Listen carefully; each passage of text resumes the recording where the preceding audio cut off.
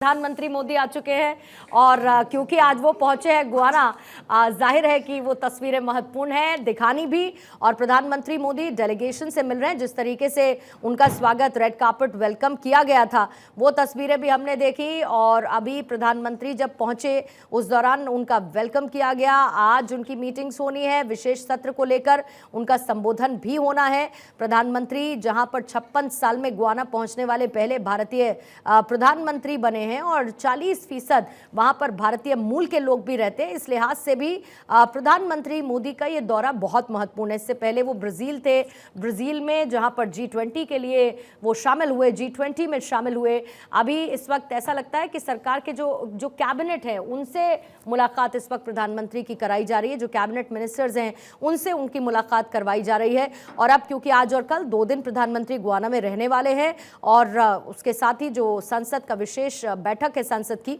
उसको भी प्रधानमंत्री संबोधित करेंगे। और कैरिकॉम और इंडिया शिखर सम्मेलन में भी प्रधानमंत्री शामिल होने वाले। अदिति, प्रधानमंत्री मोदी के इस विजिट को लेकर आपसे जरूर मैं टेक लेना चाहूंगी, क्योंकि डेफिनेटली कैरिकॉम अपने आप में इंपॉर्टेंट है, कैरिबियाई देशों का समूह है और प्रधानमंत्री का उस शिखर सम्मेलन में शामिल होना, विशेष सत्र को संसद की संबोधित करना और गुआना के साथ नेचुरल गैस से लेके और भी ऐसे ऑयल से लेके बहुत सारे ऐसे एस्पेक्ट्स हैं जिनको लेकर दोनों देशों के बीच रिश्ते मजबूत होंगे तो दोनों देशों के लिए एक बेहतरी होगी। जितने पिछले दिनों में हम अक्सर एक फॉरेन पॉलिसी का भारत का जिक्र करते हैं, उस फॉरेन पॉलिसी में जैसे एक समय केवल हम डिफेंसिव हुआ करते थे और अगर हम दूसरे देशों के साथ बात करें, चाइना, पाकिस्तान, डिफेंसिव अप्रोच थी। फिर धीरे धीरे नरेंद्र मोदी के आने के बाद डिफेंसिव और ऑफेंसिव अप्रोच हुई। ठीक वैसे ही आप देखें, पहले जब हम अंतर्राष्ट्रीय रिश्तों की बात करते थे तो हम केवल बड़े देशों के साथ अच्छे रिश्तों की बात करते थे। तो कोई भी देश हो, वो बड़े 5 देश जो थे उनके साथ अगर अच्छे रिश्ते हैं तो वो अपने आप को एक सही जगह प्लेस मानता था। लेकिन नरेंद्र मोदी के आने के बाद बड़े देशों के साथ साथ जो ये छोटे, चाहे यूरोपीय देश हो, अभी जो गुआना की जिक्र करें, तमाम उन देशों में सबसे पहले भारत का स्टैंड रखना, उनको ये बताना कि भारत आपके साथ है, चाहे फिर वो ट्रेड के मामले में हो, संस्कृति के मामले में हो। हम जब जब तस्वीरें देखते हैं उन देशों में भारत की संस्कृति की जो पिक्चर नजर आती है, किस तरीके से नरेंद्र मोदी का स्वागत होना, वहाँ के खान पान में भारत के संस्कृति का दिखाना, ये तमाम चीज़ें क्या दर्शाता है? ये हमारी एक डिफरेंट फॉरेन पॉलिसी, चाहे फिर वो बॉर्डर्स पर हो, चाहे हमारे एटीट्यूड में हो, चाहे हम संस्कृति का जो आदान प्रदान करते हैं ट्रेड के साथ उन रिश्तों में हो। छोटे देशों के लीडर बनना ये प्रधानमंत्री मोदी आज से नहीं, स्ट्रेटेजिक तरीके से पहले से चाहते थे। और हर जगह भारत, और सबसे बड़ी बात है, ये तमाम जितने भी सम्मेलन होते हैं वहां पर भारत की विचारधारा को रखना, हर बार हर जगह बार बार वो तमाम, चाहे टेररिज्म की बात हो, इंटरनल कॉन्फ्लिक्ट की बात हो, चाहे फिर डायलॉग की बात हो, चाहे फिर वॉर की बात हो, चाहे फिर वो ग्रीन एनर्जी की बात हो, इस तरह क्लाइमेट चेंज की बात हो, भारत अपना वो स्टैंड रखते हुए ये जो वर्ल्ड लीडरशिप, बार बार हम ये बात करते हैं सप्लाई चेन में बदलाव है ट्रंप के बाद, बार बार हम ग्लोबल चेंज की बात करते हैं। और फिर गुआना की खास तौर पर जिनका आपने जिक्र किया, ऑयल को लेकर, तमाम तरीके की चीजों को लेकर कि भारत किसी एक रशिया पे इंडिपेंडेंट। मेजर चेंज केम जब 2020 में तेल और नेचुरल गैस का भंडार मिला गुआना, उसके बाद जो पर पर्सन इनकम थी उसमें बढ़ोतरी हुई, जीडीपी के पर्सपेक्टिव से बहुत अच्छा करने लगा गुआना।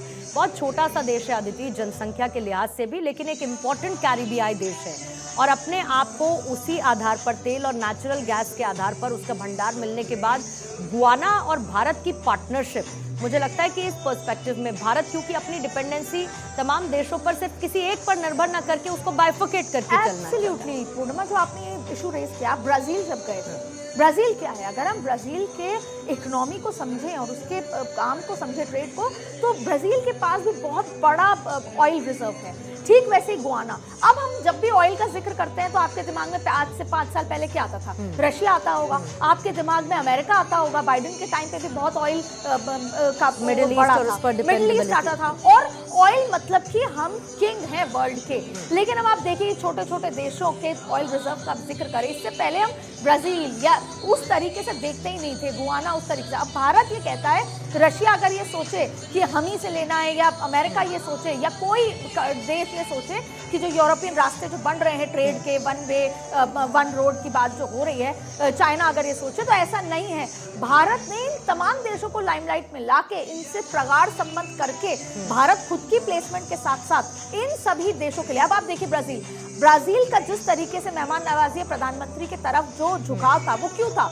जब भारत में G20 की बैठक हुई तो कैसे ब्राजील को उसमें इनकॉर्पोरेट किया गया, ब्राजील को वो इज्जत दी गई जो शायद वर्ल्ड में कभी उसको नहीं दी गई थी। सांस्कृतिक विरासत अपने आप में, अभी जो तस्वीरें हम लोग जॉर्ज टाउन मैरियट होटल की देख रहे हैं, जहां पर इस वक्त प्रधानमंत्री मोदी, और मैंने उस 40% भारतीय समुदाय का भी जिक्र किया जो इस कम सी जनसंख्या में, छोटी सी जनसंख्या में अपना एक इंपॉर्टेंट रोल प्ले करता है। प्रधानमंत्री मोदी हमेशा उस भारतीय समुदाय को भारत के ब्रांड एम्बेसडर के तौर पर विदेशी धरती पर बताते हैं, लेकिन ये सांस्कृतिक विरासत साझा करते हुए ये बात बहुत अच्छी तरीके से गुआना भी समझता है कि हमारे लिए हमारी संस्कृति के मायने कितने अहम हैं। और प्रधानमंत्री के स्वागत के दौरान खासतौर पर अगर ये होता है तो अक्सर पूर्ण में जब अगर आपके और मेरे सिर्फ बिजनेस टर्म्स हैं, हम ऑफिस में मिलते हैं और स्टूडियो में मिलते हैं, लेकिन हम ऑफिस के बाद कई बार हमारे संबंध घर के भी हो जाते हैं, घर के होते हैं तो वो और प्रगाढ़ हो जाते हैं। ये जो सांस्कृतिक आदान प्रदान जो है ना, देखिए असल में बायलैटरल मतलब ट्रेड होता है, लेकिन ट्रेड के अलावा सांस्कृतिक संबंध उसको और प्रगाढ़ और मजबूत बनाते हैं, उससे ही क्लोजनेस आती है। और वैसे भी सबसे आप देखिए अमेरिका में 50 लाख भारतीय जो वोट कर रहे थे, और आज ट्रंप ने बार बार मोदी का जिक्र किया, वो यही। और आप ये देखिए तस्वीरें इतनी जबरदस्त यहाँ पर नजर आ रही है, जहां पर किस तरीके से एक जो भारत के जो है कि हम कहीं जाते हैं तो किसी को गिफ्ट देते हैं, तो ये हर बार हर चीज एक यूनिकनेस। और एक और गिफ्ट जिसका जिक्र करते हो अदिति, मैं एक ब्रेक के लिए जाऊंगी, क्योंकि डोमिनिका ने प्रधानमंत्री को अपने सर्वोच्च नागरिक के सम्मान को लेकर ऐलान किया था। इस दौरान जब प्रधानमंत्री गुआना में रहेंगे तो वो सम्मान से भी उनको नवाजा जाएगा।